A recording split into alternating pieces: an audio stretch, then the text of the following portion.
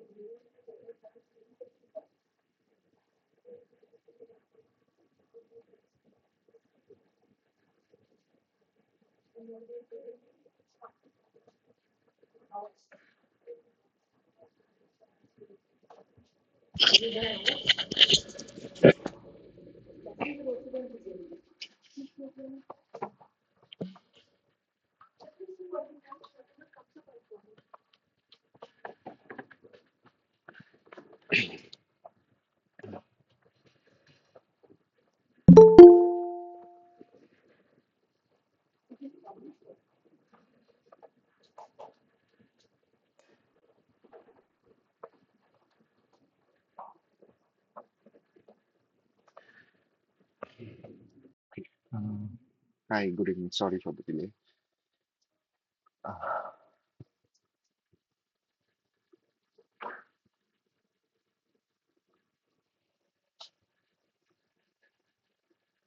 okay.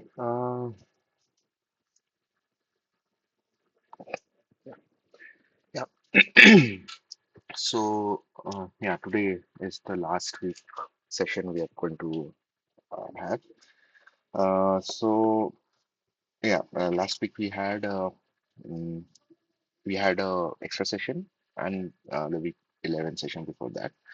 So yeah, so in the extra session, basically we covered everything from those 11 classes and basically just to give you an overview about the course and uh, just a recap of the course in itself. So today's session is today's basically week 12, and we do not have very drastic things to highly drastic things to discuss. The content is low on the lower side, so what what I have thought of is if we have time remaining towards the end, uh, I'm going to discuss a little bit about the kind of work that I do specifically. So I work in genomics. So if a little bit of time is remaining, we'll touch a little bit of genomics at the end and the kind of work I and my lab does on that front.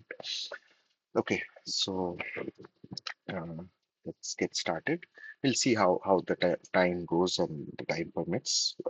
What I feel is like it, today's session will be over a little bit earlier. Okay, okay. Okay, so we, for the content wise, we're going to talk about basic machine learning concepts, some of which we have already talked about a little bit in the class 11. The recap part has been covered in the extra session in last week. So we are going to talk about mostly the basic machine learning algorithms and so on.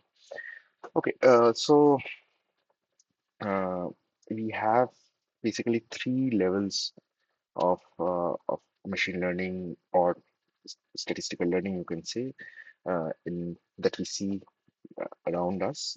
That's majorly of three classes. First is basically the basic machine learning, statistical techniques that we use for machine learning. Then a part of that is artificial deep learning, and you combine everything to get what you call as artificial intelligence, which kind of mimics human behavior. And we are going to mainly talk about a few of the machine learning concepts. So mostly we are going to talk about supervised, unsupervised learning, not so much about reinforcement learning. I think this is not at the scope of this particular course. Okay. So supervised learning, what it is basically you have certain labels for the data, and basically you have a prior knowledge about the data itself, so which is in form of some sort of labeling of the data sets. So basically two levels of supervised learning that we come across is first is classification, is basically um, classifying a particular data point to be part of one or the other group or multiple other groups. And another is regression. Based on the value of one x, you predict the value of a y, right? So mostly these two types of techniques are there, but there are other techniques as well. So generally, the model that we see for regression or classification or whatever is basically a mapping function. The model is a mapping function. It takes the input x uh, and it outputs a value I, right? So that can be, if it is a continuous value, it's probably a regression model. If it's a binary value or some categorical value, it is probably a classification. So what it does is it maps the input to the output. So and that mapping is done through some mathematical function. Mm, in in a lot of cases, uh, these are functions that are describing the relationship between your input and output variables, and then some parameters are assumed of the model, and fitting the data to the model, the parameters are estimated. So uh, so one example would be to say, for example, classification of cancer basis on the basis of single cell expression data. So how would you do that? So you have, say, for example, a single cell data set from 10 individuals, right? Five of them are having cancer, five of them are not. So five of them are having cancer, and the rest five you do not know what kind of disease they have, or you do not know if they have cancer or not. So what you're going to do is you're going to get the gene expression data of all these 10 individuals. So how does gene expression data look? It is a tabular form of data. So the first column would be your list of genes, and your column headers would be sample IDs, or in this case, if it's single cell, it's basically cell IDs, individual cells. So you have a very big tabular form of data around, say, if you're doing of 100,000 cells versus and across 20,000 genes. So it'll be 100,000 cross 20,000, sorry, 20,000 cross 100,000 data set. So it's a very big data set, right? So it's high dimensional data set from which, like just looking at that data, it is hard to say if some genes are getting expressed highly or some are getting repressed and so on and so forth.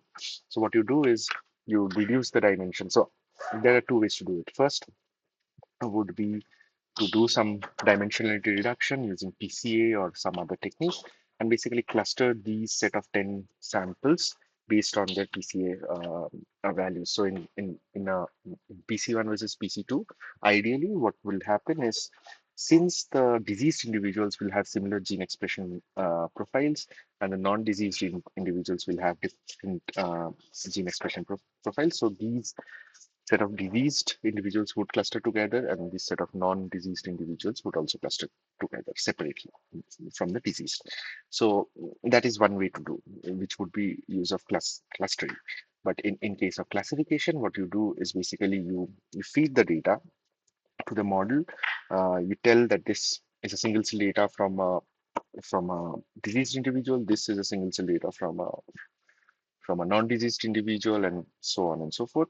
And then you give one uh, test sample for which you want to know if that is a diseased or a non-diseased sample. You ask the model to classify based on the, the input training data if the particular uh, sample is a cancerous sample or not.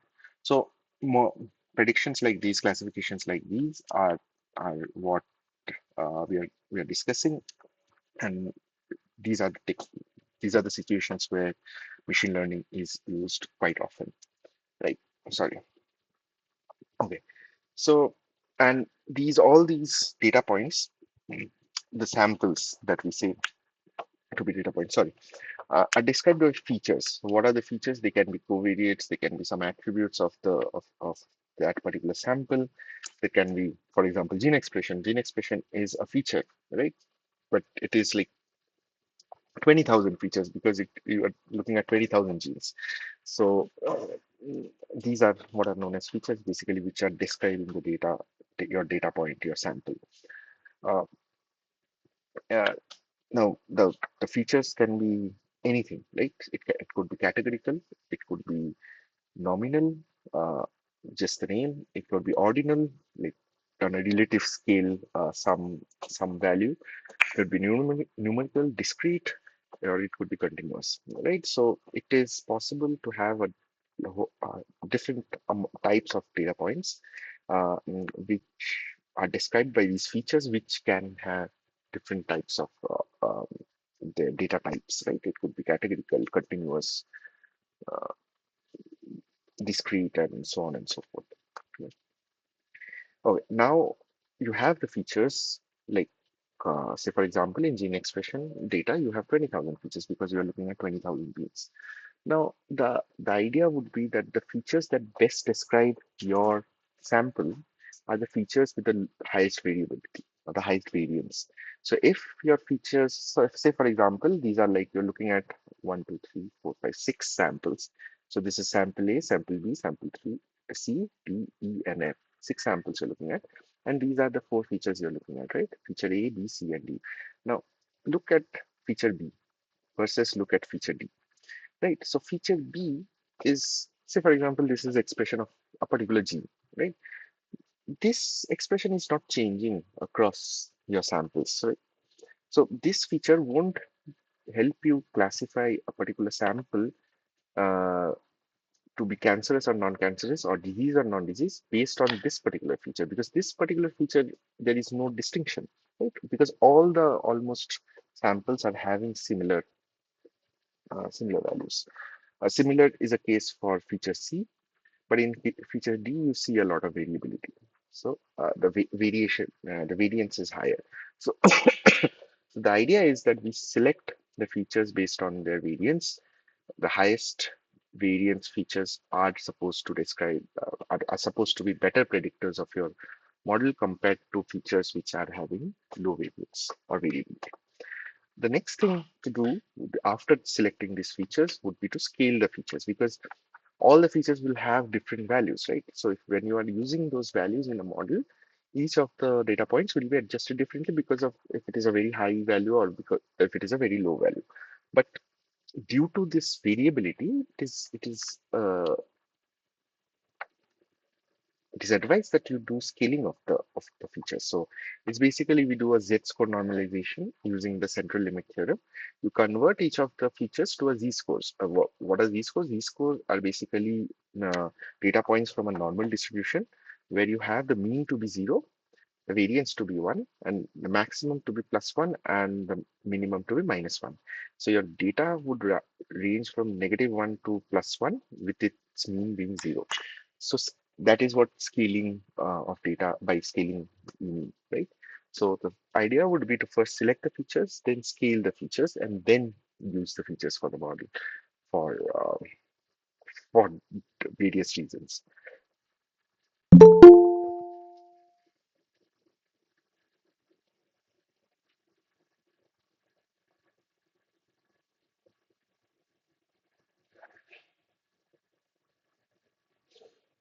Okay, so yeah, now once you have selected your features, you build your model. Now you have to test your model if your model is a good fit, or if it is overfitting, or if it is underfitting, or whatever it is doing. So we discussed a little bit about overfitting and underfitting in the earlier classes. The idea is that for overfitting, that it is fitting your curve is passing through each and every data point in your data set, right? So what it is doing is it is fitting the noise as well. Since so say for example, out of this three, the third one is a good fit, right? The third curve is a good fit for the data that you have. Now, if you see, none of the data points actually fall on the curve, right? So there is some variability on the data point which we consider as noise, right? So those noise needs to be accounted for and not be considered while fitting the data, fitting the curve, right?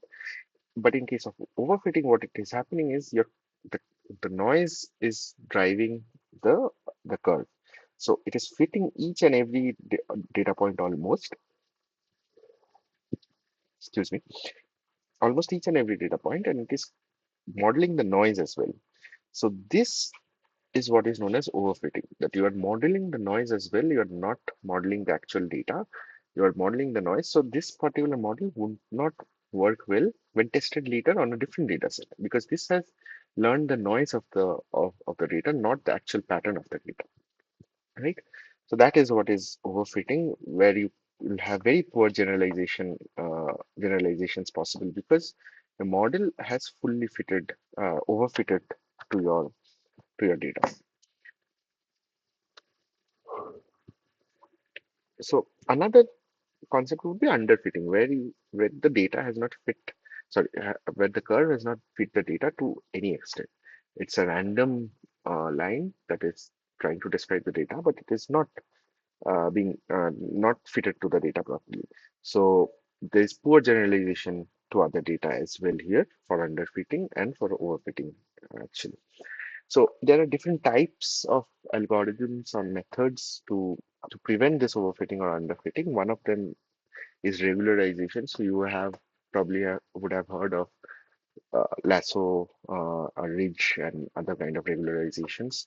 So I'm not going to go into details of that, but these are basically penalizing techniques, which will in which the cost function would penalize the data if it is underfitting or overfitting.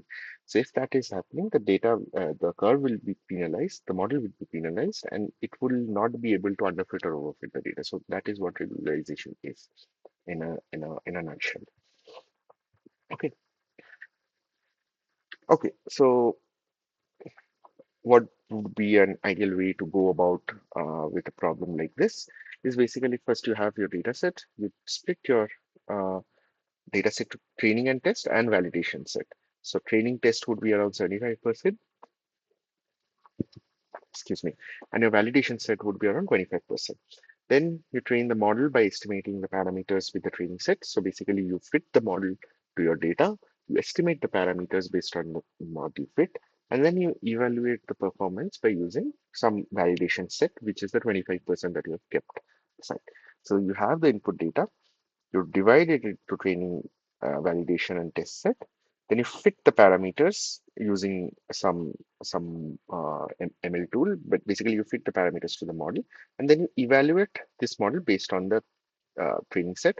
And after that has happened, if it is a good evaluation, then you use the trained model to do some predictions, and then uh, basically check the accuracy of the model, right? So this is a general uh, overview of how the things work. So you have input data, you divide the input data, then you fit your model, estimate the parameters from your model, evaluate the model, and if the model is good enough, you use it for prediction on other data sets, and basically you uh, get the accuracy of the model. Okay.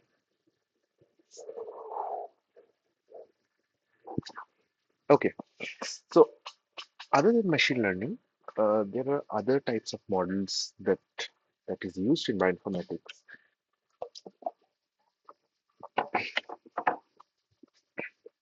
specifically where ML models are not very informative. So you would want to use statistically robust and traditional techniques. So linear models is one of them. So basically, what it is doing, it's a regression model, right? It's a basic regression. So you have the predicted variable, which is your dependent variable, which is y, and these are all your independent variables, x1, x2, x3 up to xn, and b is your constant, and w1, w2, w3 are all your weights, all your effect sizes for these particular basically predictors, right? So x1, x2, x3 are your predictors. So this becomes a multiple linear regression model where you have multiple predictors, but these are all linearly uh, com distributed, and so these are linear combinations of these predictors. So this is multiple linear regression. So so once you fit the model, this is a linear model. This is a easy model to fit. You fit this model, and then you use some sort of estimation technique, mostly OLS or some reach or lasso technique, to estimate the parameters of this model. The parameters here would be W1 to Wn, right? So once you get the parameter, you get the weightage of each feature for that model. So if x1 the W1 is greater than W2, it means W1 is contributing to the prediction of the phenotype, or the variable more than the other uh, variables, which are x2, x3, xn. So whichever has the highest weight and also it's statistically significant, that would be your most important feature across your n features that you are considering here, right? So yeah, this is a representation of the OLS method, or the ordinary least square. So what they do is basically, if this is the best fit line, you consider the data points and you draw perpendiculars from the data point to the line itself, and basically you calculate Euclidean distances between the data point and the line. So in this case, it is given as a bar, y. So this is y cap is the line, and y is the actual value. So y cap minus y, which is the offset.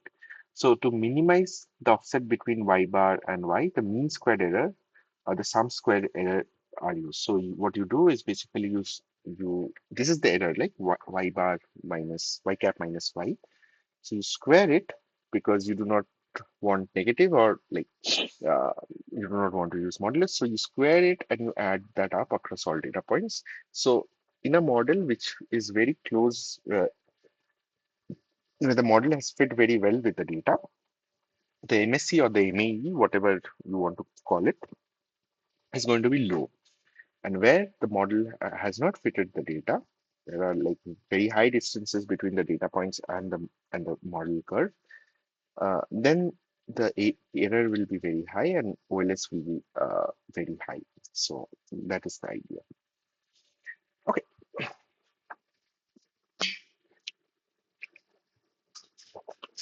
Just give me 1 second, I'll be back.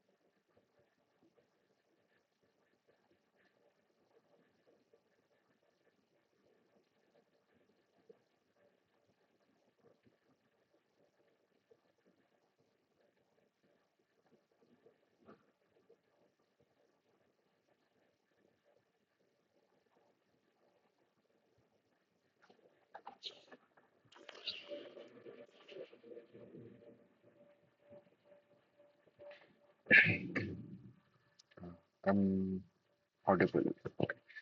Yeah, sorry for that.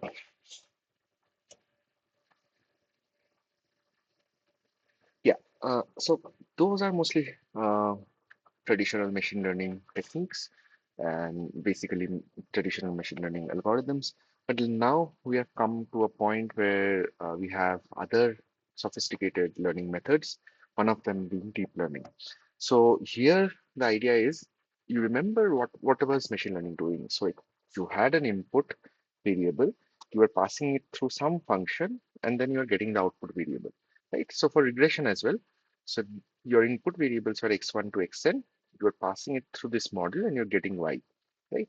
So that is the general idea, right? So you're predicting something else from some other set of variables. So here what they do is you have this multiple layers of these mathematical functions which does the prediction, right? So what it does is after the input, you have a lot of these activation functions, which are these mathematical mapping functions, which will convert the input to the output, but you have a lot of these functions and a varied array of these functions. So there is only not only one type of function, but different types of functions, and each one is given a weightage. And that weightage is also counted when taking the output. And after linearly combining the output, it will give you the final output. So here the idea is that instead of one function through which you can convert your independent variables to dependent variables, you are using multiple functions from the same input using different weights. So that is how deep learning works in general. So there are different types of these deep learning models depending on the architecture of this layer.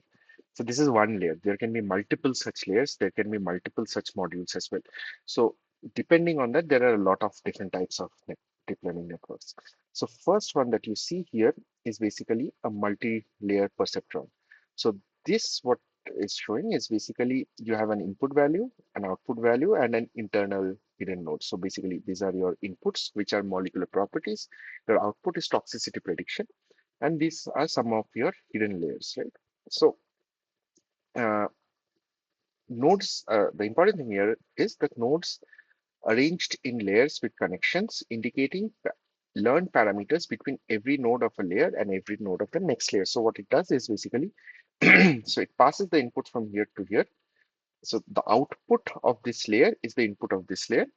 Again, the output of this layer is the input of this layer. So from all these connections, this line that you are seeing, what it is saying is basically where it is getting the input from and where it is outputting it. So from where it is learning and where it is giving the output. So So, for example, molecular properties can be used to predict drug toxicity, as the prediction can be made from complicated combinations of independent input features. At what combination level you get the output is not, uh, you do not know, that the model will decide. Right? So, this is what is a multi-layer perceptron, where you have multiple layers of these hidden layers, which actually uh, does the prediction basically. Next would be convolutional neural network. What it does is it uses filters that move across the input layer and are used to calculate the values of the next layer. The filters operating across the whole layer mean that parameters are shared, allowing similar entities to be detected regardless of location. So this is basically a convolutional neural network. The idea is that uh, you have filters that move across the input layer and which are going to be used to calculate values in the next layer. So instead of these hidden layers, what you have is a filtered function or a filter layer where it takes the input and filters a lot of redundant information or like not important information or very highly correlated information to give you basically the values in the next layer. And you can have multiple such layers of these filters and depending on the model you are building. But yeah, this is how it works. Mm. Then you have other different types of deep learning networks. One is a recurrent neural network where each part of a sequential input using is learned using the same learned parameters, giving an output and an updated hidden state for every input. So basically, your input is this. Your input passes through your hidden state to the output, but this hidden state also informs about the parameters to the next layer node, which all again informs it to the next layer node, and so on and so forth. So basically, the hidden state layers of your neurons are connected to each other, and basically, not only there is a horizontal vertical flow of information, there is also a horizontal flow of information as well. Okay. Uh, yeah, so basically the next one would be graph convolution network. So this is basically a graph network where you have each of these individual nodes as vertices, and connection between two vertices is known as an edge, right? So this is a graph data structure or a graph uh, structure in mathematics. So it basically, if it is each of the nodes are representing some proteins, the edges between these two nodes are representing that these proteins are interacting. So when you see protein-protein interaction network, it becomes something like this, where it's a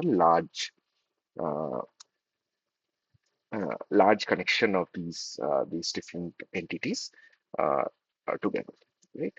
Uh, so the updated node properties form the next layer in the network and predict the desired property in the output layer, right? So basically, just wanted to give you an idea about how these deep learning networks look and so on. So if you want to implement any of these, I would suggest learn scikit-learn, learn TensorFlow. Scikit-learn and TensorFlow should be fine if you're using Python. And I would suggest to use Python, not say for example, we have in this course only, I think Weka has been mentioned once, and also tutorial has been given, but it is not a good software to use standing in today's day, right? So nobody uses Java for machine learning today. So it is quite outdated. So my advice would be to not use Weka. If you want to learn machine learning and you want to get your hands dirty, go to Kaggle, you download a data set, and there are already compiled models there where people have provided those models to be implemented on some data set. But those models will be written in Python and R. So you need to learn a little bit about those two languages and specifically some essential Python libraries like scikit-learn and so on. So that would be my advice. Okay, so this is one of the figures of one of the paper that I had mentioned earlier. So the name of the paper, if I'm not wrong, I'm not sure if this particular uh,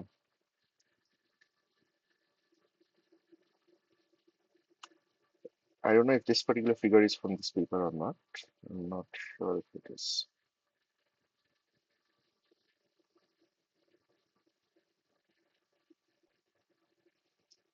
No, it is not. But this paper actually, if you have a biological background and you want to know where these machine learnings and all these things are applied and what to do with it, this paper is a very good guide for that.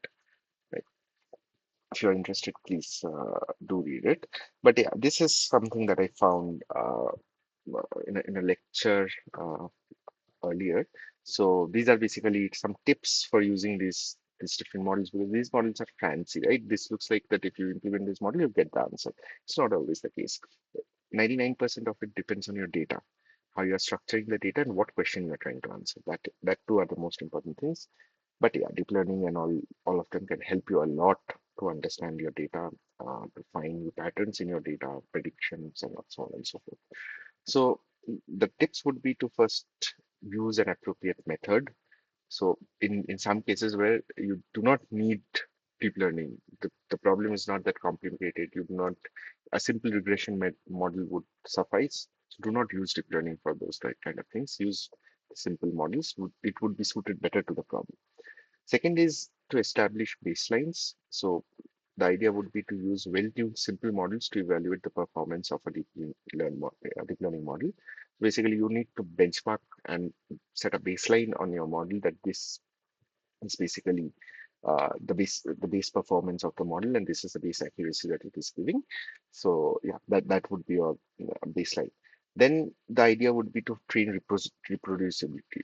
As I was talking about overfitting and underfitting, I was telling that it cannot predict some other data, right?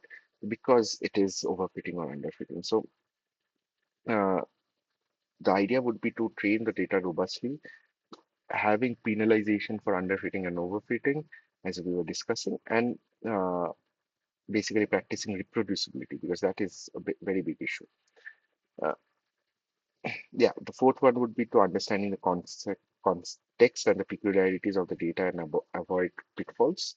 Uh, s- the fifth one would be to select a sensible architecture and let the problem inform the network design and avoid reinventing the wheel. So let the problem decide how many layers are required, how many things, everything are required. Do not try to put everything in in a basket before starting.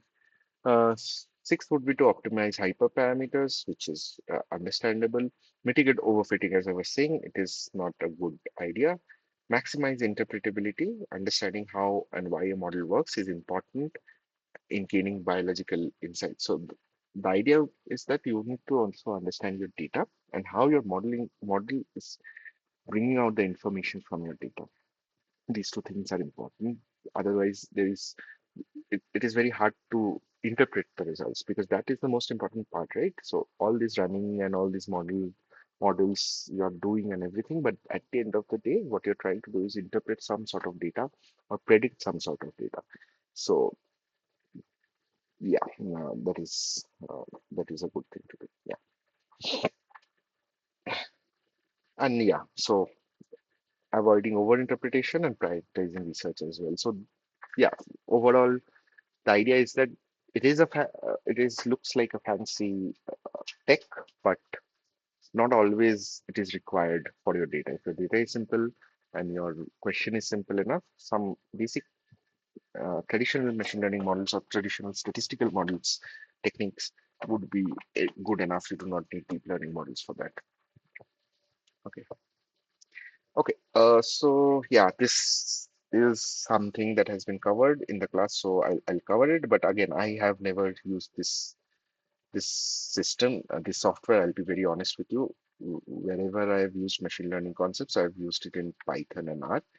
Uh, yeah, I have never used this particular software. So basically, uh, this is a software suite where you do not have to write code. You can directly select some analysis technique, provide the data, and it will do it for you. So this is an older software called Weka. So this is implemented in Java. So that is the major bottleneck. Nobody uses Java for machine learning, at least in the past few years. Java is a very slow language. It is very good for development and software development and other kind of things. It is not good for machine learning or data science, where you have to handle big data. Java is not good at that. So it is inefficient and it is slow if you compare it to Python or R. And basically, you have implementations of the same concepts in Python and R. So why would you do this? But since it has been covered, I will cover like the basics of this particular software. And if you are completely agonistic to coding, then you might want to look at this particular software. But I would suggest, and anyone else, if you ask them, would suggest probably to, if you want to continue in machine learning or data science or anything like that, it is always a good idea to learn how to code in Python and R, because those are the two things, two languages that are used universally for machine learning, deep learning, any kind of data analysis or data science things. Okay, so yeah, as I was saying, that it is recommended for new learners to data science to pursue a more conventional route, either through Python or R. However, this particular software is easy to use with a simple user interface and a wide variety of visualization concept. It's rather extensible, has a large portfolio of highly tweakable algorithms built in. Configurations is minimal and it's very easy. So another important thing is basically the file type that it is using is known as ARFF, attribute relation file format. It is kind of a text format, text-based format, and it is basically a CSV, similar to a CSV file with a clear distinction between the header and the data, uh, right? And basically, obviously, CSV files are also compatible, and there are inbuilt uh, tools which convert CSV to ARFF and so on and so forth. So what can it do? The basic statistical and machine learning, traditional machine learning concepts it can apply. For example, classification. So yeah, what it does is it gives you all the statistics about the classification, mean, absolute error, and so on and so forth. So every information, what is the confusion matrix, which is how many are true positive, false positive, what are the rates, and everything. So uh, you do not need to compute anything separately. It will give you everything together, which is a good thing. But if when you're working with big data sets, these kind of softwares do not work well, right? So there are other algorithms also in, inside the software. Excuse me. And these hyperparameters are uh, extremely granular, along with options as to what the data is output.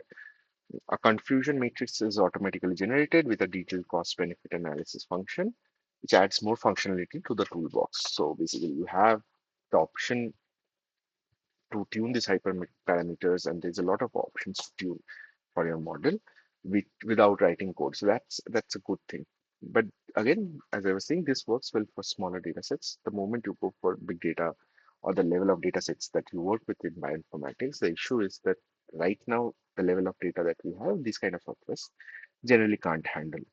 Uh, I'm not sure if this particular one will be able to handle a big data or not, but generally it does not handle. And Java, though, definitely is very slow with big data. So that is there as well. Okay, so it does also other kind of algorithms and techniques, uh, which would be clustering. So it can turn in classes into clusters. It can visualize discrete clusters and so on. So here it is implementing basically what is known as the expectation maximization algorithm to cluster the data. And finally, visualization. So it basically for different combinations and different features and parameters, will show you all the visualizations and all the plots that are possible, and which you can use to tweak your parameters and do. And basically, there are plethora of packages available for this particular software. One of them is basically AutoWeka, which basically does is it automatically finds the best model and a parameter setup for the task at hand, and you don't need to do anything for that. But if you want to do, obviously it will be if you are doing manually, tinkering with parameters leads one to a more robust understanding of the underlying algorithm. So if you're increasing this parameter, what is happening? If you're decreasing this, what is happening? But this AutoWeka is basically a kind of everything together, kind of a thing, and it automatically finds the best model for your data. So yeah, that is all mostly in terms of content wise, what was there. I'm going to do the questions. The questions are also easy. I think that should also be done. After that, if there is time, I am going to talk a little bit about genomics and my work. Okay.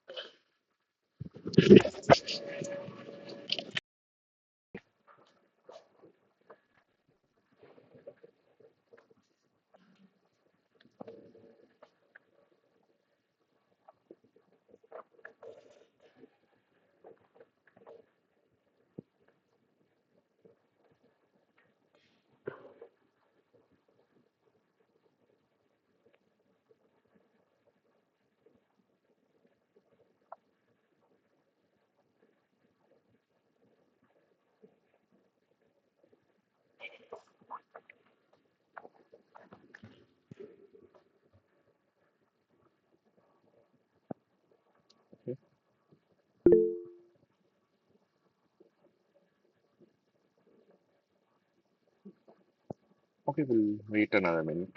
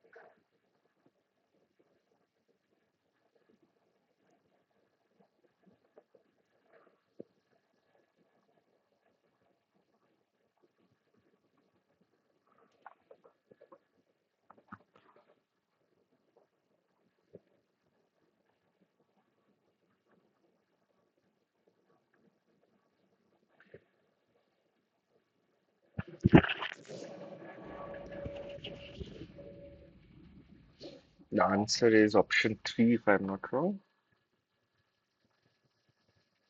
Yeah, the answer is option C, option three, whatever. So the idea is, yeah, it is written here. The thing is, I think you missed this particular curly bracket. So the syntax you have to be very careful about, right? So first, the curly bracket has been missed, I think, in B. So this print, it should not be starting from here. It should be starting from here, right? So and basically the target pattern should generally be enclosed in slashes like this, so it is just defining that this is the exact pattern, there is no space, nothing else. So your target pattern generally should be within these slashes, so that is also there. And also this should be in inverted comma, I think. Yeah, all of them are in inverted comma, so that is fine. And most importantly, everything should be within these curly braces, so the second one is not correct. It can be within first and third. In the first one, you do not have this the the forward slashes instead of inverted commas. So that is why the third option is the correct one. So these kind of questions might come. You need to remember the syntax, how to write the awk commands. I'll suggest we practice. So uh, if you have MacBooks that you use, then you can use these commands directly. Awk and all these kind of Linux commands actually work on Mac. But for Windows, it won't work. You need to find some Linux system or some install a Linux system uh, through virtual machine or some partitioning and you use that there. So yeah, if you want to practice, you can do that, or online also you'll get a lot of uh, places where you can practice these type of codes. So yeah, the syntax is important. Remember the syntax. Okay.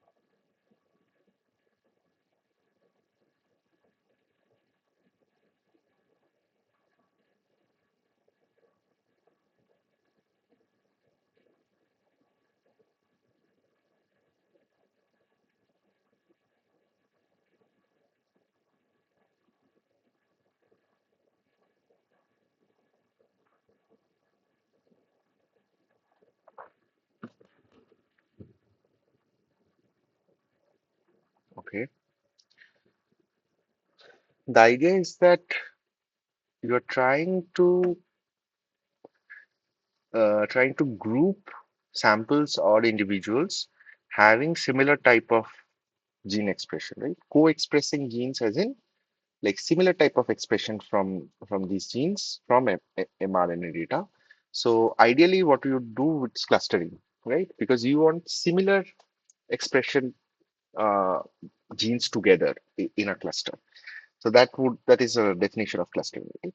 So we do not have predefined labels for genes. Instead, we want to group the genes that show similar expression patterns across different conditions. Grouping unlabeled data based on inherent similarities is the definition of clustering.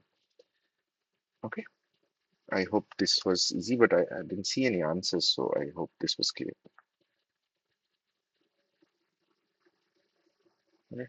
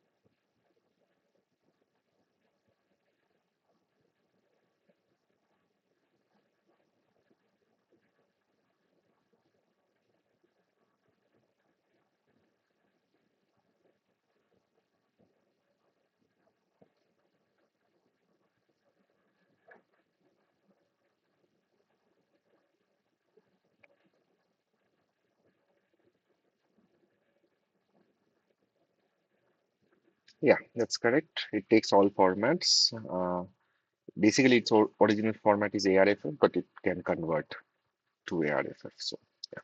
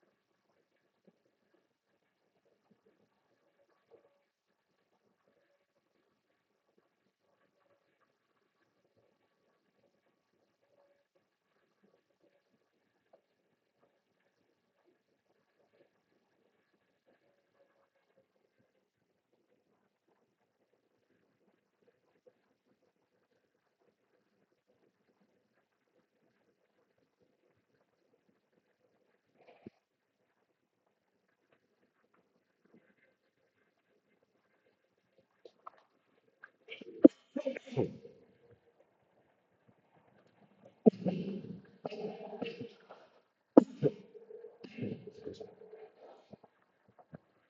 a minute.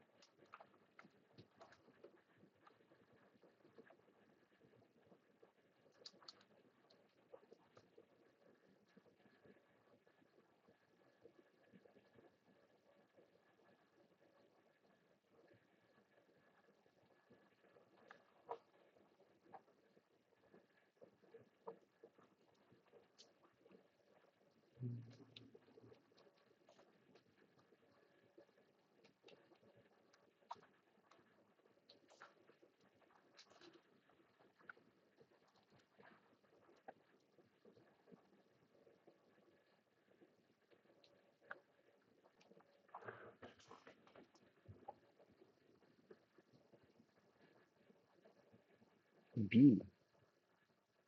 Okay. The answer is probably C.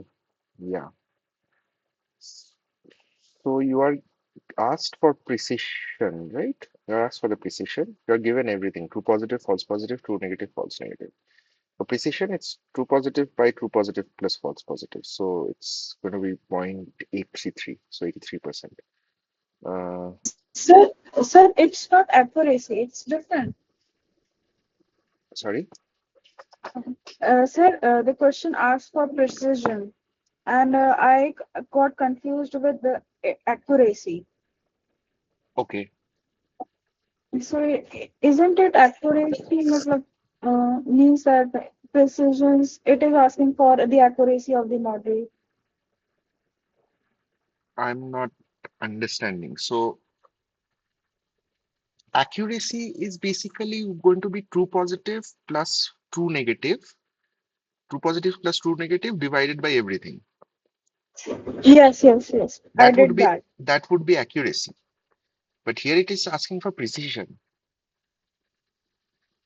So how it is different, Precision these is two? defined as true positive by true positive plus false positive. If it would have been accuracy, then true positive plus true negative by true positive plus false positive plus true negative plus false negative on the denominator, right? Okay, sir. Yeah. So for precision, it's true positive by true positive plus false positive. So yeah, I'll just quickly show you accuracy formula. Accuracy. No, I did the accuracy formula right. So that's Yeah. why I So had this is to. accuracy. This one, yeah, I put this formula and Yeah, I this got is some accuracy, confused to and this 75%. basically is true positive rate is no, sorry, not true positive rate. No, yeah, here precision. True positive by true positive plus false positive. This is precision. Okay, so I got confused Okay. between these Yeah, yeah, no problem. two. Okay.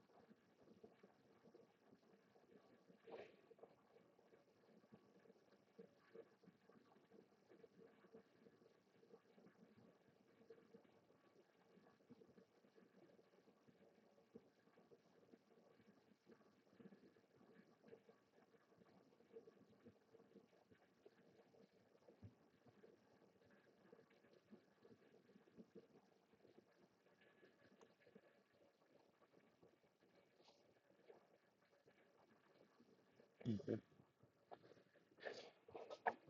I'm also not sure what the answer is. Yeah, uh, type 1 error is 8. So you're asked following statements are correct. Okay. So false positive is 8, right?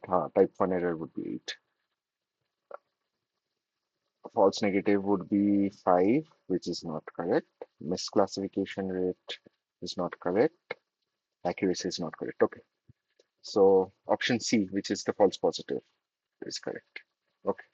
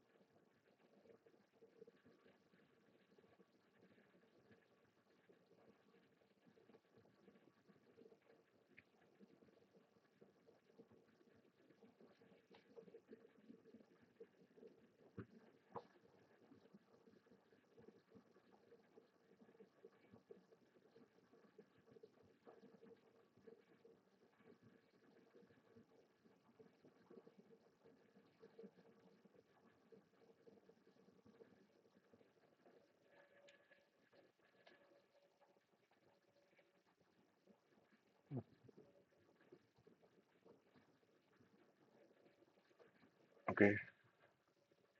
Yeah. So basically, what this function is telling you is like if you put this function on x, so whatever be the value, if it is greater than 0, it becomes 1. If it is less than 0, it becomes 0.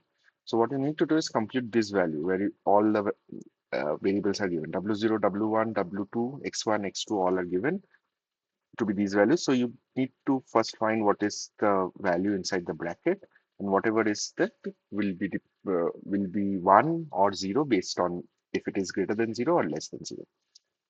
So yeah, so if you do this, it comes to x equal to 2. So if it is 2, then the function will return as 1. So the output will be 1. So that is correct. Okay.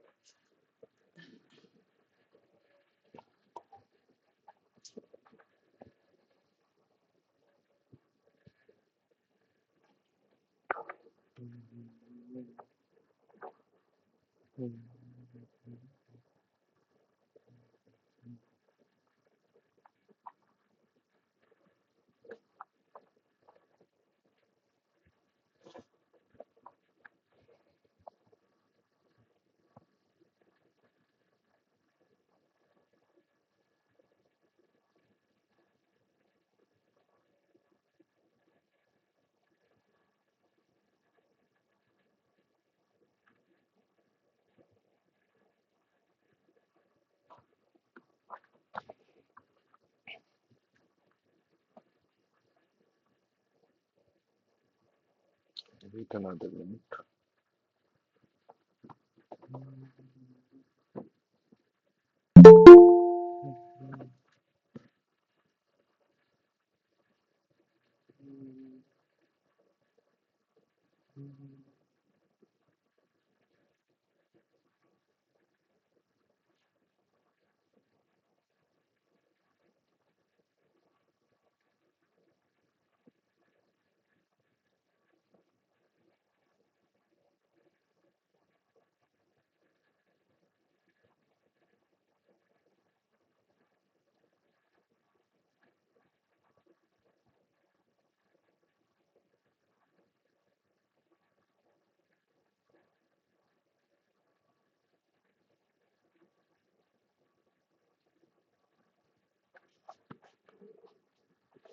Sir, what does the good or bad signify in this question? It's a very subjective thing. The question is not very framed in a very good way. Uh, Yeah, I got confused. I got the accuracy, but I got confused between good and bad.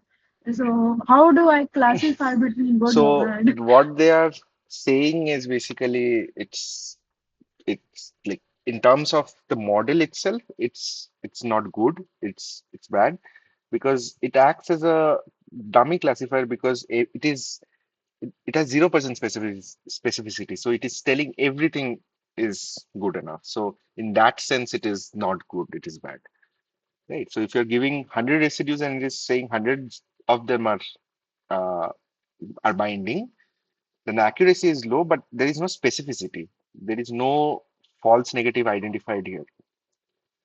Sorry, true negative identified here, not a single one. So it's not a good model. It is only identifying true positives and false negatives. So no true negatives identified. So it's not a good model in that sense. But this question is not a very well structured question. But yeah, this is what they wanted to get Okay. out of the answer. Yeah, I got the 80% right. Yeah,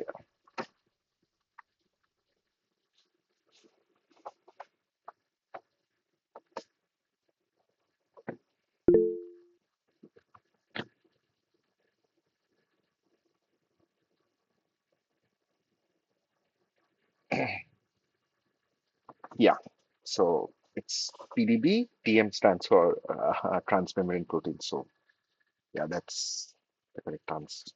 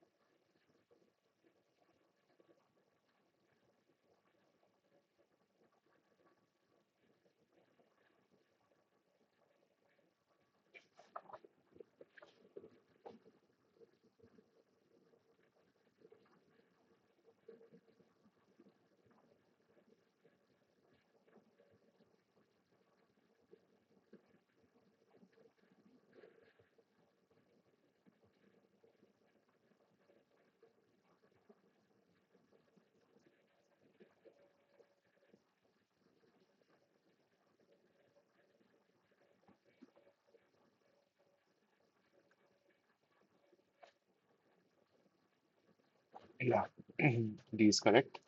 Rest of them are actually, so mean absolute error can only be possible if it's a regression thing. So if it's a classification model, there is no point, like there is no concept of mean absolute error.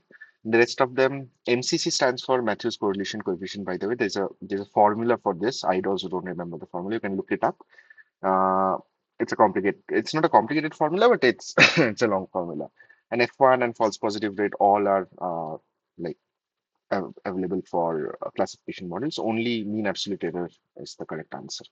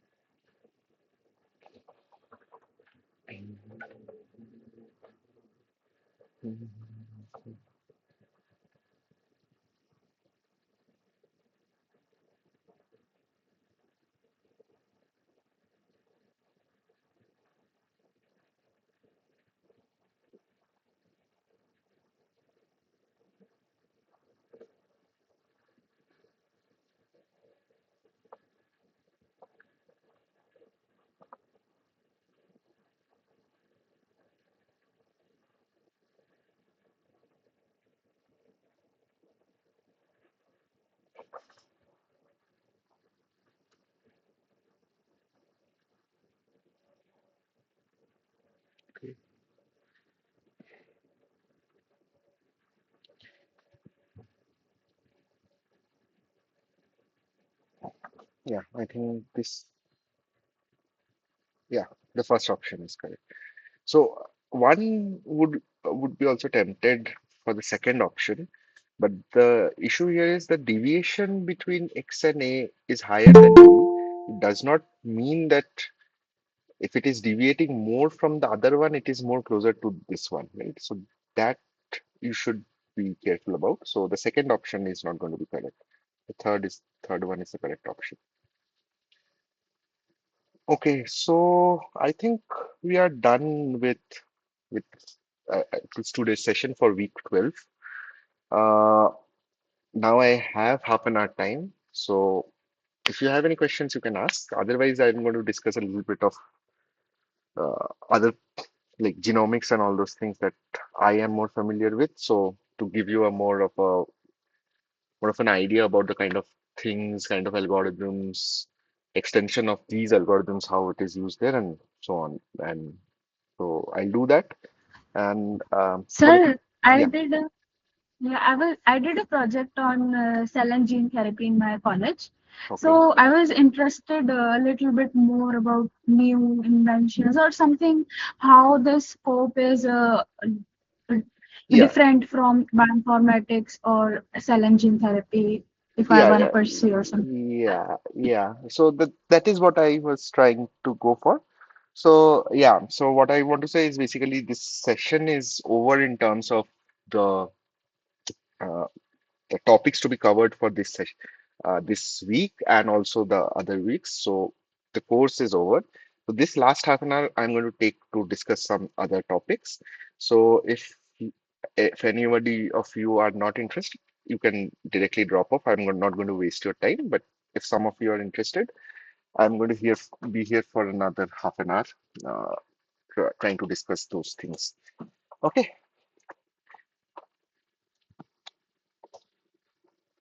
okay. So my uh, topic for my PhD and uh, my work, my thesis work, and the kind of work that goes on in my lab is mostly on next generation sequencing analysis, right? So the idea is that we sequence different genomes, different RNAs and mRNAs and so on and so forth, but it's mostly genomes. So we sequence these genomes, we get the data, we analyze the data, and we interpret different things from the data. So this is a very long lecture. This lecture I took last year for 2.5 hours. I'm not going to go through each and every detail of this, but I'm going to touch upon a few things I think are quite interesting. So uh, I have to give you some primer about what is sequencing and what is next generation sequencing and what is the other types of sequencing. So the idea is that you want to know the sequence of your DNA. Your DNA is made up of ATGC base pairs. You want to know the sequence of your DNA. So the first effort to do this was by a man called Frederick Sanger. He won a Nobel Prize because of this, and it was a very simple method. So what was it? Is something like this. So the idea is that you have a length of uh, of a nucleotide that you want to sequence, right? So what you do is you take this primer, you add a lot of these individual ATGCs. So these are free nucleotides that you add in the solution, and then you add some DNA polymerase enzyme to polymerize these particular nucleotides to the strand. But one interesting thing that they do is basically you add a little bit of these DDNTPs, which are D-dioxy nucleotide triphosphatase, right? So DNTPs are your ATGCs. If there is another deoxy to that, that becomes DDNTP. So the purpose of this is once a DDNTP gets attached, the sequence does not DNA polymerase cannot synthesize further, right? So the idea is that wherever it stops, you can get an idea at which base it has stopped and what is the base there. So generally, this is how it is done in Sanger. So what it outputs is basically kind of a gel electrophoresis kind of an output in with different bands. But here the issue is that it can only sequence around 700 base pairs of DNA, and with the increase in length of the DNA, the distinguishing factor between two DNA lengths. So, for example, you are sequencing a 700 base pair DNA versus a 750 base pair DNA. It is very hard to distinguish between these two lengths because Sanger at that level is not sensitive enough. So this was the first level uh, of sequencing that was done. After that came microarray technologies, where you have a microarray plate, and on top of that you have probes. Probes meaning like these are single-stranded DNA structures which have a particular fluorescent signal on top of fluorescent molecule on top of that. So what happens is when you put DNA on that plate, it goes and hybridizes to the probe present in the plate, and it releases the fluorescent signal, and you can capture the fluorescent signal like this, and you can interpret what base was there depending on the fluorescent signal intensity and other things as well. Okay, so I'm not going to go into this. Then comes the NGS part, right? So after Sanger, after microarray, we have NGS, where you can sequence conventional DNA using these technologies. So the idea is that you have the DNA, you extract the DNA, you prepare libraries from the DNA, and then you do the analysis, right?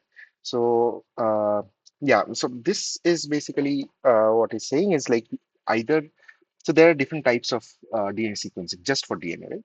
So you can sequence the entire genome, which is 3 billion bases long. That is one possibility. That is known as whole genome sequencing, or WGS. Another is exome sequencing. Basically, you sequence only the genic regions, only the exonic regions in the genome. You do not want any other intronic region information. You just want the exonic region. So that is exome sequencing. And other is like you only want a certain genes to sequence certain genes and see if there are mutations there. So that is a targeted gene panel. So generally, targeted gene panel would be like to, if you have a few set of mutations that you know are responsible for a particular disease, you want to screen an individual for that disease, you use targeted gene panel.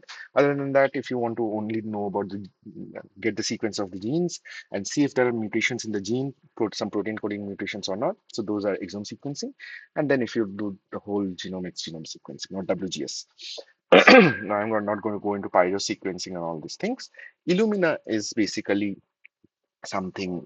So Illumina sequencers are basically the next generation sequencers. Here, what they do is there's a very good video. I'm going to just show you the video. I think that would be helpful.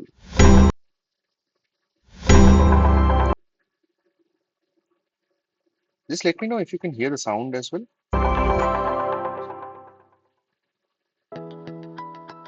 The Illumina sequencing workflow. Okay, I think I have to share the sound as well. Just I'll stop sharing and start sharing again.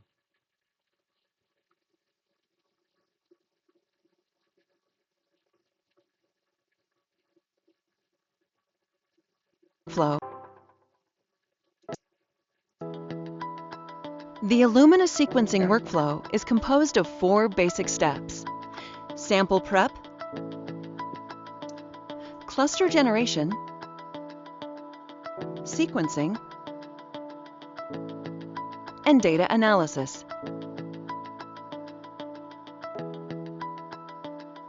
There are a number of different ways to prepare samples. All preparation methods add adapters to the ends of the DNA fragments.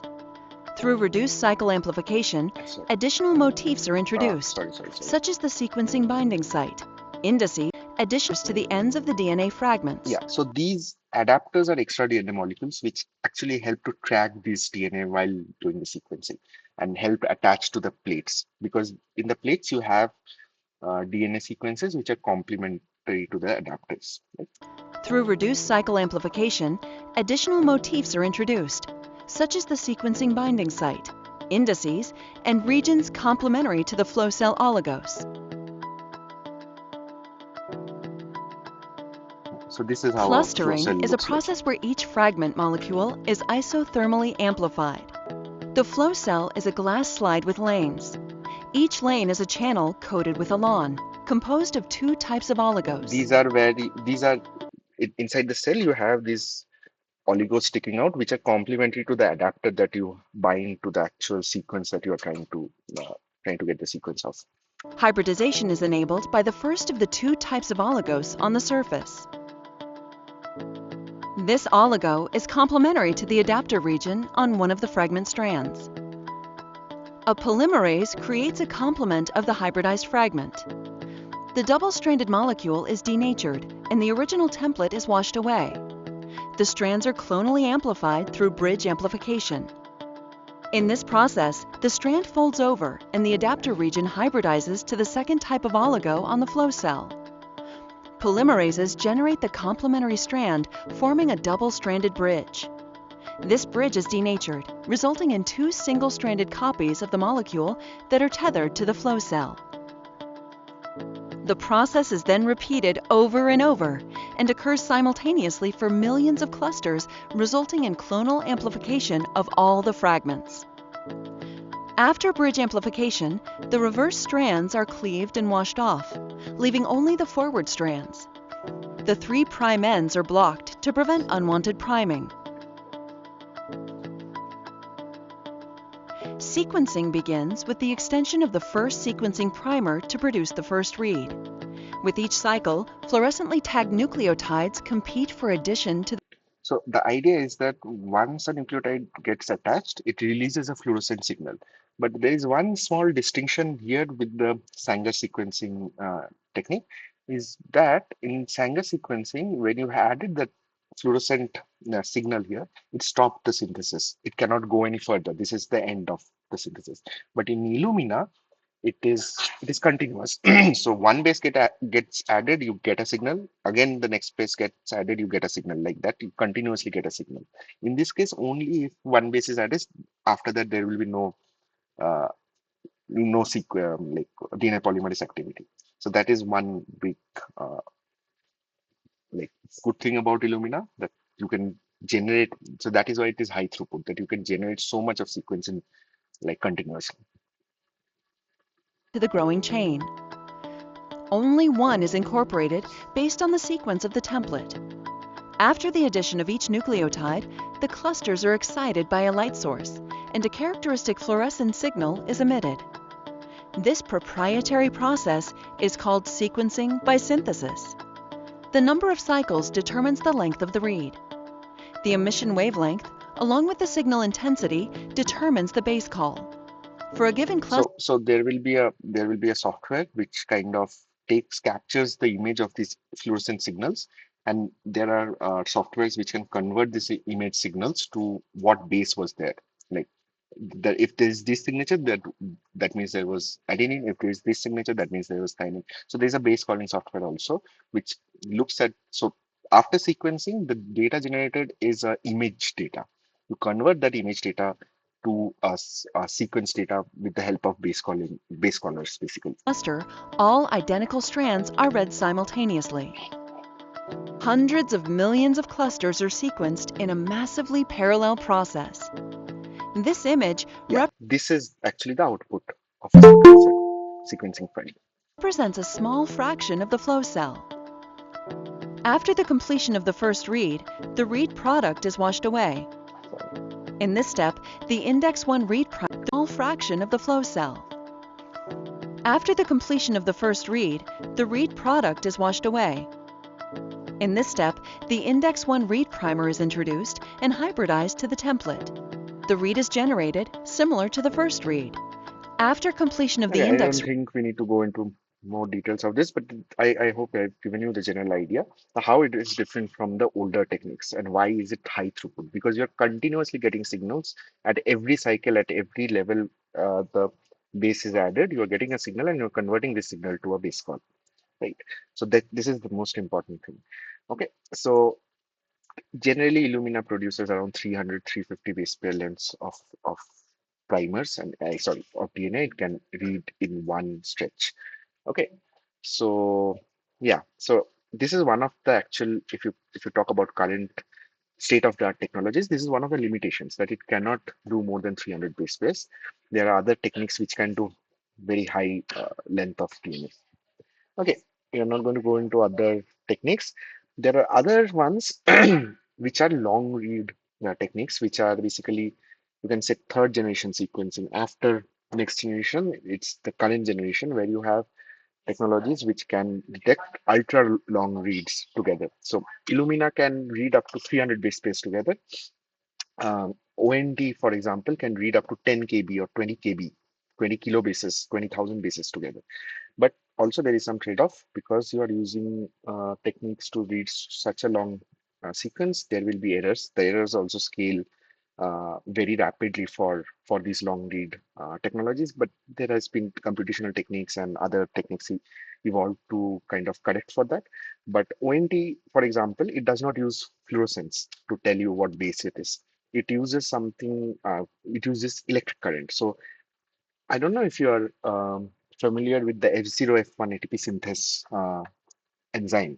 It's present in the inner lining of the mitochondrial membrane. It acts as a hydrogen pump for the electron transport chain. This particular protein is kind of similar to that. So it has two subunits, one at the bottom, one at the top. So the DNA molecule goes through this particular pore, and the change in electric current uh, at, at each level tells you basically what base is there. So there in Illumina, it was changed in Right? fluorescence. Yeah, Can you repeat the name of the enzyme that is present in the uh, mitochondrial lining? it's F0 F1 ATP synthase. Yeah, yeah. I'm familiar with it. Yeah. So this molecule kind of looks like that. It is a double subunit and it's kind of twisting together, right? So what it does is, it's basically one DNA molecule will go inside it and it'll pass very slowly through the pore. And on the opposite end of the pore, a current will pass through. So a device will detect how much current change is passing through which each base getting passed through the pore. So at every level, so a flow of ions in the pore creates the current, and for every base, it will have a different signature of the change in current. So from this, it will determine what base is there at that position. So this is how ONT works, and this can give you ultra long reads together, which is beneficial in some cases, but not beneficial in other cases where the errors are high and so on. Okay, I'm not going to go into pros and cons and everything.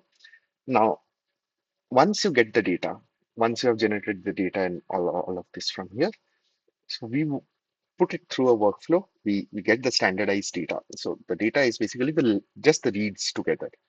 You don't know where the reads have come from. You just know that these many reads are there in your sample, and these are the sequence of your reads. That is all you know. So again, how do you know where that read has come from? You have to do some sort of alignment because you have a reference sequence. So you have already a known sequence of human genome, which is 3 billion bases long. And you have from your data, you have 200, 300 base pairs. So for example, you're doing Illumina, you have 300 base pairs long uh, read, which you need to align to this 3 billion base pair long reference. So that is very computationally intensive, both in terms of the so it is very intensive in terms of the number of permutations possible. And also there can be mismatches, there can be deletions, insertions, and so on and so forth. So you need very sophisticated algorithms to manage this. I'm not going to go into the details of the algorithms. I'm going to show you some small. So this you remember, I think, all of you. So it's a similar concept used in your protein alignments as well, right? So you have some sort of scoring techniques. You base your alignment based on some scores and so on. So there can be brute force alignment. So you do all possible combinations, but it is not feasible for a human genome. It is not feasible to do brute force alignment because it will take exponential time. So what we have is basically some more like kind of techniques that can handle big data. So indexing is one of them. So what you do is basically you divide the read up into smaller pieces and you index these reads. So for example, this is Uh, so this is how an index will look like. So basically, the word the is present in document 1, 3, 4, 5, and 7, right? So this is how an index looks like. So in the case of DNA, it will be so the combination of, say for example, this A, G, C, T, this four letter combination is present in this position, position 1, position 2, position 3, position 4, position 5, and so on and so forth. So this is what is known as the indexing. So you already index the data that what are the possible small k-mers and where these k-mers are actually present in the whole genome. So that is how you index, and from this index you can it becomes a little bit more easier to do the alignment to find this because you're looking for a 200 base pair region in a 3 billion base pair region. So that is very going to be very hard. So we do indexing. So there are different algorithms for indexing. I'm not going to go into that again. Uh, yeah, so we build different types of data structures. This is a trie, not a tree. So this is how we define a trie and all. Yeah, so if you have the whole sequence, you break it down into smaller sequence. So this is the sequence that you want to look at, right? So you break it down into smaller ones, removing one letter from the left, you build all these set of strings, right? Now you try to find these strings in the genome itself. And how do you do that? You use some data structures and you do some pattern matching. So these are basically algorithmic concepts. So you build a tree of your own from the reference. So you have the reference, you build a tree and all the indexes of the reference. Now you have a read from your sample and you want to find where that read is in the reference. So you take this read and you try to find it in the tree or the indices and so on and so forth. The algorithms are a little bit complicated. I'm not going to go into this. And there are different levels of time and space complexities that we work with. Not going to do this. And so this is a tree structure. We can bring it to a tree. And how do you look for substrings in a tree? So if you talk from a computer science perspective, what you're looking at is trying to find a substring of a larger string, right? So if there's a larger string, you're trying to find where a substring of that occurs in the larger string. That is the computational problem that we look from where we look at, and there are different algorithms uh, present to do that, but we have to be very careful for our cases because our data is huge, right? If we do not optimize our algorithms properly, the uh, the alignment time or or the actual time to taken to do the alignment would be exponentially high. So right now, for a whole genome data, it takes at a kind of a HPC level or a supercomputer level, it takes 45 to 50 hours to do an alignment with the state of the art uh, softwares, right? State of the art algorithms. So it is a very compute intensive work to do, right? So it is. We need to be very careful with the algorithms that we use to build these things because time is of great essence and also space because these are big data sets. You need to store these as well. So you need a perfect balance of time and space uh, management to build these algorithms to work on these. Okay. Yeah. So basically, from a computational perspective, what we are trying to find is the longest common substring. Yeah. So these are again different levels of data structures that are used for alignment. Burrows-Wheeler transformation is one of them. So that Burrows-Wheeler transformation is a very interesting concept, which is also used for I don't know if you are familiar with compression of files. So when you have a file, you want to compress that file in, say, for example, you want to zip that file or something like that. So if you're taking a big file, you're compressing it to a smaller one, but keeping the information intact. So similar kind of algorithm is used for taking the whole reference genome, keeping it in a smaller space, and keeping all the information intact. This is possible because there are repetitive sites in the genome, right? So these repeats are stored as one unit, right? One unit and these many repeats. You do not store the entire sequence. So those kind of permutations and algorithms are used. And Burrows-Wheeler transform is one of the kind of the oldest techniques to be used, and it's an interesting concept. If I had time, I would go into all this, but unfortunately, I don't have time. So yeah, I'm going to skip all these. How do you? So this is how you create. So this step is creating the Burrows-Wheeler transform. So you just stored this string instead of the whole set of strings, and then you can reverse that Burrows-Wheeler transform to get the whole string together. So that is also there. So those things are getting discussed here. One thing more that I want to discuss is about after alignment. What do you find? Excuse me. After doing the alignment, what we get to is something like this, right? So on the top, the colored one is your reference genome. I hope you can see it. Yeah. On the colored, on the top, the colored one is your reference genome. And these gray ones are your reads that have aligned to that region in the reference genome. But you see there are mismatches. In this case, here there is an A in the reference genome. One of the read is saying a C, others are saying A. In this case, there is a T in the reference genome. Two of the reads are saying C at this point.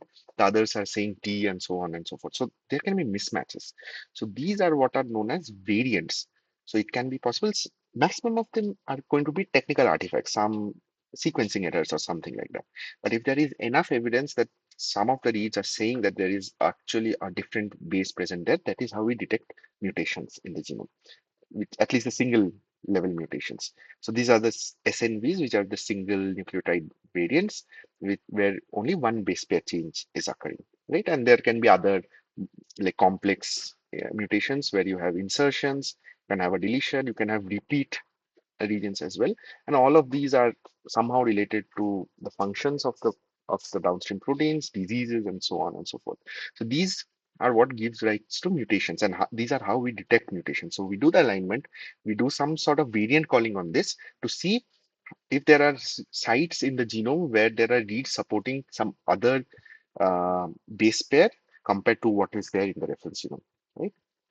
So, and the mutations you can classify as germline and somatic. I hope you know all these. Yeah. So what can happen is while detecting variants, you have to be careful. There can be duplications, there can be technical artifacts, there can be some uh, like some extra contaminations from other DNA sources also. That all of those things are possible. We need to be careful while doing it, right? So for example, you consider uh, yeah. So this so so for example, At this position, at the G position, there are one, two, three, four, five, six reads present, which are telling that there is something, some either is a G or some other base present at that position. So the number of reads supporting a particular location is known as the coverage, depth of coverage at that location, right? So the higher the coverage that you have, the more confident you are that this is particularly perhaps a mutation or perhaps not a mutation. So generally, we sequence Illumina data at about 25 to 30%, 30x coverage. So on an average, each base will be covered 25 to 30 times by reads on an average across 3 billion reads. So that is how coverage is defined, right? So here you can see the coverage is all sometimes non-uniform. In some cases, you have higher coverage. In some cases, you have lower coverages, and so on and so forth. So all of these artifacts need to be considered while you are doing the variant calling, while you are developing the algorithm for variant calling. So all these things need to be considered. So this is a pipeline. So we do the read mapping, which is the alignment. These things I'm not going to go into very details. These are some extra quality control measures that we do after alignment to remove the unwanted reads, the duplicated reads, and so on and so forth. And finally, we do variant calling. I'm not going to go here. And yeah, so here we were talking about the single base changes, right? So single base has changed here, here. But there can be bigger changes as well, which are known as structural variations. So these are basically minimum 50 base pairs long in length. And then you can have different types of variations. You can have deletions, you can have insertions, you can have duplications, a region of the reference has been duplicated multiple times. You can have so basically, there are two types overall. Either it's a copy number variation or copy neutral. So copy number variation, the DNA amount changes. Either it is increasing or it is decreasing. And in copy neutral variation, the DNA amount is not changing, but the sequence is changing. So what can happen is in some cases, a sequence in the middle can just flip itself. So that is what is inversion. Translocation is basically sequence from one region of the chromosome has been translocated to another region of the chromosome or to another chromosome altogether. So that is those things are also possible. So these are complex variations that we find in the genome, and these affect a lot of base pairs in the genome. Some of them are benign; they do not cause anything, but some of them are disease-causing mutations. So we study these kind of variations from NGS data. So yeah, I'm again not going to go into the details of the algorithm through which we detect SVs, but yeah, so yeah, we do different types of evidences. We gather different types of evidences to say confidently that there is a structural variant in that region or not. Okay. So, and finally, this is how a sample data set looks like in terms of variant calling. So generally, for publicly available data, what you're going to get is BC files. So these are variant called formats. This is how it looks like. So in the first row, it'll for every row, it will look like this. So for the first row, it tells you what is the chromosome, what is the position in the chromosome, what is the ID. ID is basically so every SNP has been recorded against a database, and that database has an ID. So this is recorded against DB SNP database, and the ID that it gives is with RS. So RS ID is what we say. But anyway, this is not that important. So chromosome position, what is the reference allele? So what was present here in your reference genome? What was present here in the reference genome? And what is present in your set of reads, which is the alternate allele, and what is the quality measures and so on and so forth. And here is the important thing. This is your sample ID. What is the genotype? Is it a heterozygous mutation? Is it a homozygous mutation? Is it a no, not a mutation, right? So how do you determine if it's a heterozygous or a homozygous mutation? So what we determine is called the variant allele fraction. So the idea is that, say for example, in this particular location, I don't think this is a good example of that. But let us assume something here. Say, for example, here 1, 2, 3, 4, 5, 6. There are 6 G's supporting G at this location. Say, for example, 3 of the reads are supporting G, 3 of the reads are supporting A. So the fraction of reads that are supporting the alternate allele, which is A, is close to 50%. So that is the condition for heterozygosity. So half, since we are diploid organisms, we'll have two copies of the same gene, right? Or two copies of the same DNA, right? So half of the copies are saying that there is a G there, and other half of the copies are saying that there is a C there or A there, whatever the mutated base is. So based on the allele fraction, if it is 50% of the reads supporting the other allele, we say it's heterozygous. If all of the reads are supporting the other allele, it is obviously homozygous. Both the copies have been mutated. And if less than 50% is happening, so we generally think that this is an erroneous site, probably some mistake with the sequencer or some error there, right? So yeah, generally this is how we detect variants and their zygosity. So yeah, I think that's all.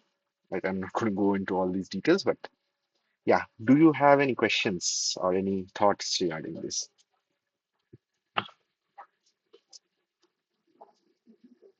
I I I I have given Yeah, it's good to a know that. lot of information in a very short period of time, so it might be overwhelming. Yeah, Yeah, but it was fine.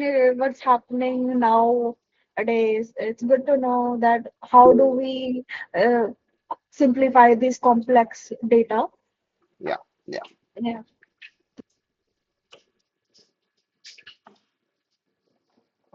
Srija, I am not this is sure about my this. person also. I You have to ask the NPTEL people. I am not part of NPTEL. You have to ask your course coordinators, or you can write a mail to their support or something like that. Sir, if we, matlab, as for MEP, we need to have a internship in June, mandatory internship in June. So I was trying to get an internship in regarding bioinformatics and all, but I was unable to found one. So what do I approach? Whom do I approach to do this? So mostly what I've seen is so in my college days when I did internships was through like cold emailing. Like you email a lot of professors with the similar research interest of yours who are working in your field in different institutes across the country, and like there will be some professor who has a position open who offers you an internship and you work there, get experience. Is something that happened with me. Generally, that is how I have done. I don't know about this NPTEL thing if they are providing any opportunities or not. I'm not aware of that. Generally, yeah. So also in my lab, how the interns come is through mailing the professor, and the professor takes an interview, small interview, and then they get an internship for 4, 5, 6 months. Basically, your duration of your, I think, thesis time for your master's or BTech or whatever is there. So, and also I think there are some Sir, internship programs which are there in different IITs, which give, I think, summer internship for 2 months, 3 months. And if I'm not wrong, there is the IAS program as well, which is the Indian Academy of Sciences internship program. I'm not sure if it is still continuing. In my like 6, 7 years back, it was there. So maybe you can take a look at all those things. Internship wise, I'm not uh, kind of like I don't know how I can guide you, but like how I got it is through cold emails. sir, because I'm a second year student only, BSc second year student Okay. only. So I applied out to IA Star Pune internship, which was uh, in February, the application. But I was competing with PhD and MSc students, so I Yeah, had yeah. a little to no chance. So I didn't got it. But however, as a second year student, it's very difficult for me Yeah, because yeah, I I'm can competing with understand. the MSc students. People like also professors are not willing to take second year students that Yes, sir. easily. Yeah, at least probably third year or so on, I've seen people get internships. So probably you have time. You can wait a little bit, learn a little more, update No, yourself. sir. Actually, this in this June it's mandatory by Oh, okay, it's any. mandatory. Okay, We will not get our degree if we don't complete an internship. okay, So okay, I was a little bit concerned about that. okay. I don't know how I can help with that, but yeah. Okay, sir. Thank you so much. You helped a lot, but thank you so much, sir, for your time. Okay. Yeah. Any more questions? Anything?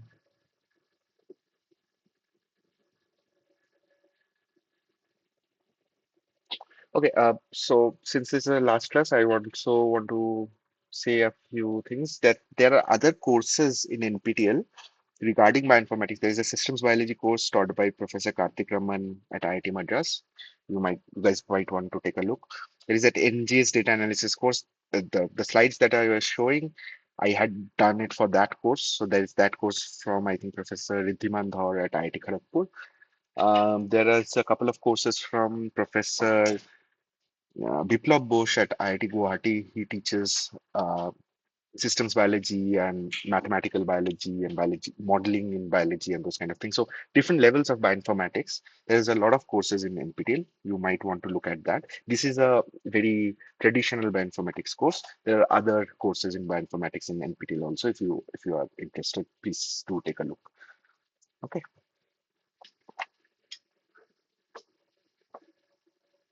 Okay, guys. Thank you for joining. I'll leave Thank you my so much, sir. email ID here. If you have any doubts, please write to me. I'll try to answer. Okay.